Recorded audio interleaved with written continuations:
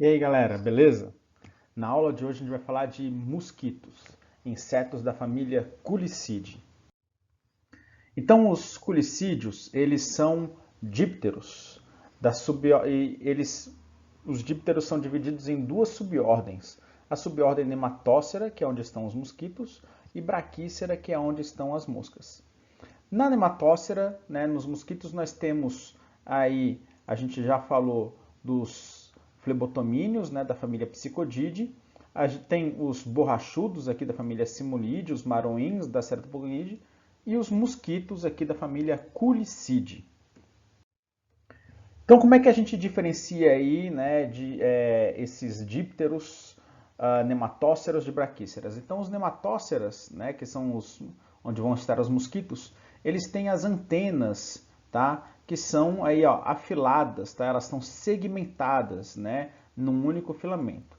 Enquanto que os insetos, os dípteros da família Brachycera, tá, da subordem Brachycera, eles têm as antenas, elas têm poucos segmentos, tá? E daí elas têm geralmente aqui uma aresta, tá? Um filamento alongado aqui e piloso. Então, os mosquitos, o que nos interessa, né, a importância médica dos mosquitos, nós temos três grupos de mosquitos, três gêneros que têm importância médica. Os anófilis, tá? Os mosquitos do gênero anófilis que transmitem a malária. Os mosquitos do gênero Aedes, né? E o Aedes aegypti aí é o mais importante aí. O Aedes aegypti é o que transmite dengue, zika, febre amarela e chikungunya. E temos os mosquitos da família do gênero Culex, que transmitem filariose e febre do Nilo. Tá? Então, como é que é o ciclo de vida desses mosquitos? Todos eles têm um ciclo de vida comum, né, onde eles são holometábulos, ou seja, né, as formas juvenis são larvas, tem uma fase pupária, que daí vai então se transformar, né, vai eclodir no adulto reprodutivo. Então nós temos aqui um exemplo de Aedes aegypti, nós temos aqui o adulto, tá? Eles, eles ao nascerem, eles vão se alimentar e uns 3 dias após a alimentação, eles passam a colocar os ovos na água. Os ovos, eles duram aí mais ou menos uns 3 dias e vão eclodir em larva, né, na larva, e a larva vai crescer, né, são 4 estágios larvais, aí, que pode durar de 6 a 8 dias, dependendo da espécie. Depois nós temos a pulpa, né, que vai ser uns 2 ou 3 dias como pulpa, e por fim isso aqui emerge de novo como um adulto. Um ciclo total aí de uns 20 dias, tá? Geralmente é uns 20 dias, na natureza vai ser perto de um mês esse ciclo de vida aí, para termos uma nova geração de mosquitos. Então a gente vai começar a falar aqui sobre algumas diferenças nesses mosquitos aí, né? Vamos falar primeiro como diferenciar Aedes, Anopheles e Culex, tá? Deles. E a gente pode diferenciar esses mosquitos nas diferentes formas de vida, né, ao longo do desenvolvimento dele, tanto em ovos, quanto nas larvas, quanto nos adultos, tá? E os ovos como é que são? Então os anoferinos, né, os anófilis, eles colocam os ovos diretamente na superfície da água e os ovos têm essas boias aqui laterais, são flutuadores para o ovo ficar ali boiando na superfície da água, tá? Mas eles estão isolados um do outro. Já no Culex, os Culex eles colocam os ovos grudadinhos um no outro e isso faz com que eles formem uma espécie de jangada flutuando na água. Por fim, o Aedes ele não coloca o ovo diretamente na água, ele vai colocar o ovo aderido na superfície, bem próximo à lâmina de água. Tá? Eles são pretinhos assim e ficam ali bem próximos da lâmina de água. Sobre as larvas, então, dos mosquitos. As larvas, uma das coisas importantes é que as larvas elas são aquáticas, mas elas não têm guelras, elas não respiram muito bem o ar da água. Tá? Por isso, as larvas elas têm uma espécie de sifão, né, respiratório, que é tipo um snorkel que ela vai usar para conseguir obter oxigênio da superfície. E as larvas elas são filtradoras, então elas aqui, né, na região da boca dela, elas têm vários pelos que vão ajudar a larva a filtrar bactérias, fungos, né, e outros micro-organismos que ela vai usar para se alimentar. E ela tem ao longo da larva vários pelos que ajudam ela a nadar. Tá? As larvas elas têm uma aversão à luz, né, e a movimento, então sempre que está claro elas tendem a nadar para o fundo, elas são muito ativas aí. E aqui nós temos as larvas de Aedes, de Anopheles e de Culex. Tá? No PDF vocês conseguem ver a larva todinha de Culex. Mas o importante para separar essas larvas aí, para identificar elas, é o sifão respiratório. Tá? Então, os mosquitos, o Aedes e o Culex, que são da família Culicini, então os mosquitos da família Culicini, possuem um sifão respiratório. Tá? O Culex tem um sifão respiratório bem alongado, enquanto que o Aedes tem um sifão respiratório mais curto, da forma de barrilete. Enquanto que as larvas do gênero Anopheles, tá?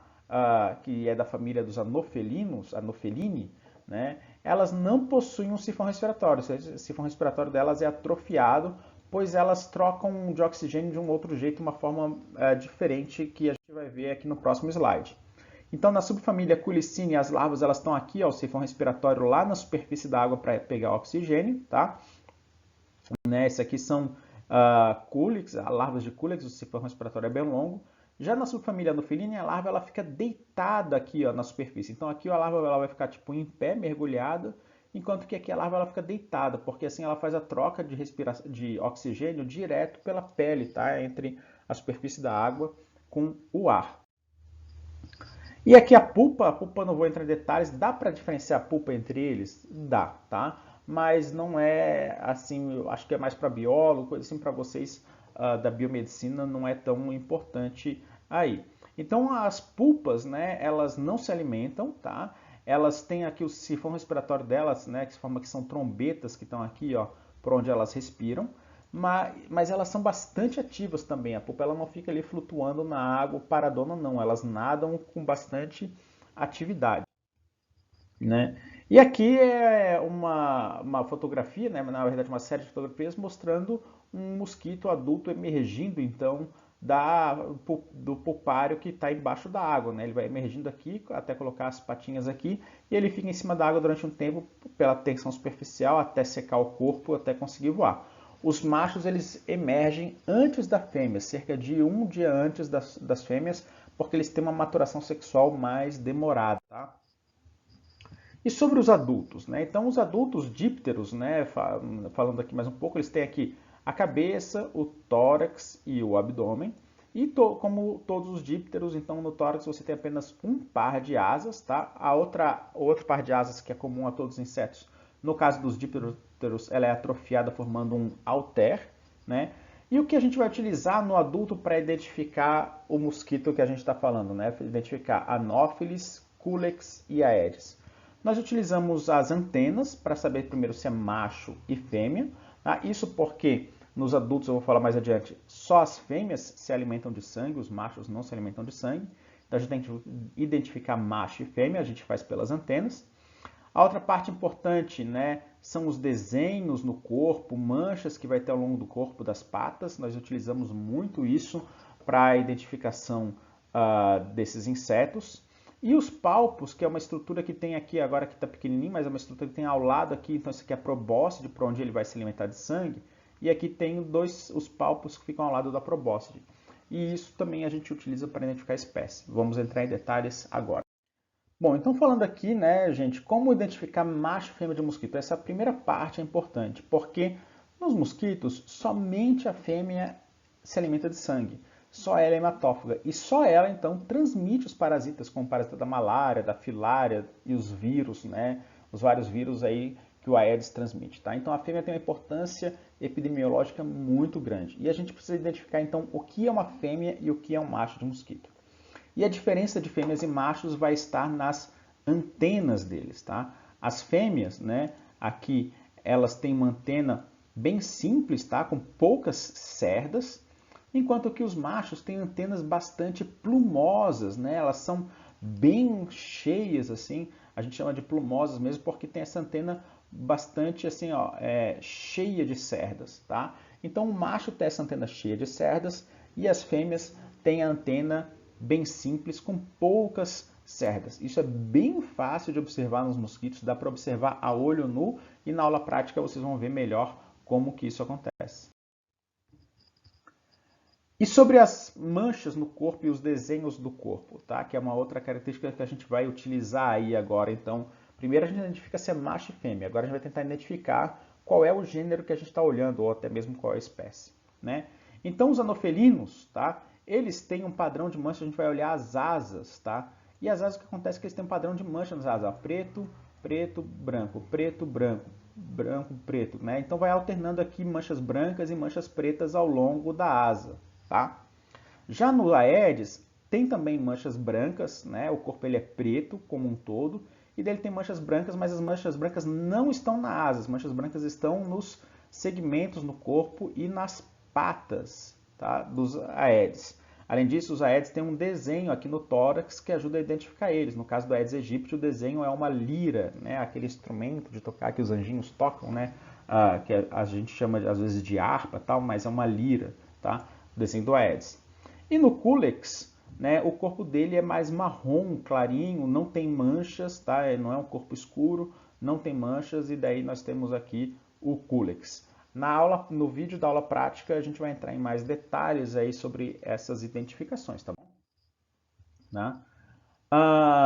Por fim, né, uma outra característica importante que nos ajuda a identificar se você tem um Culicine, mosquito da família Culicine, Aedes e Culex, ou um mosquito da família Anopheline, Anopheles e, na verdade, só Anopheles, tá?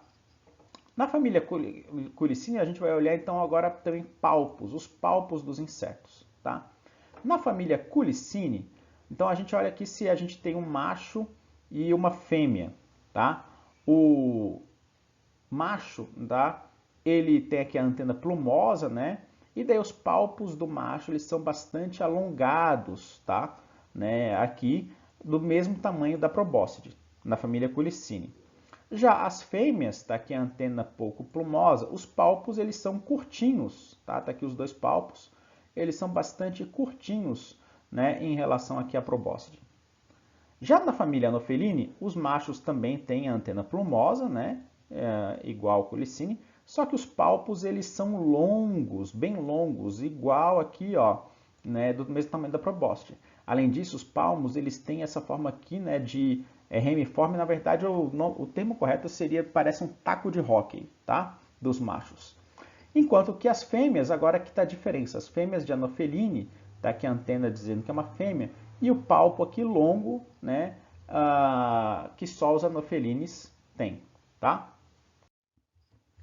Para falar do lado padrão de manchas, né, então o Aedes não tem manchas nas asas, tá? Mas tem manchas brancas no corpo.